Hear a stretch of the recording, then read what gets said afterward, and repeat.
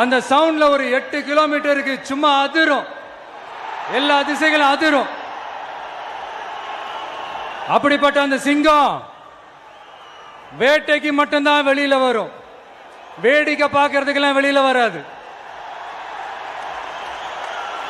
வேட்டையில கூட உயிரோடு இருக்கிற மிருகங்களை தான் வேட்டையாடும். அதுலயும் பெரும்பாலும் தன்னை விட பெரிய சைஸ் உள்ள மிருகங்களை தான் குறி வச்சு தாக்கும், ஜெயிக்கும்.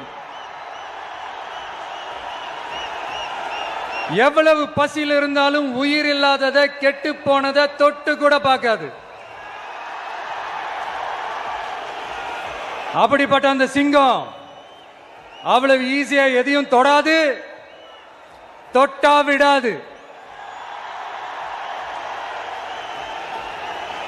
காட்டோட 4 பக்கமும் மார்க்கிங் மை டெரிட்டரின்னு தன்னுடைய பவுண்டரியை தானே வகுக்கும். அப்படிதான் அந்த காட்டையே தன்னோட கண்ட்ரோல்ல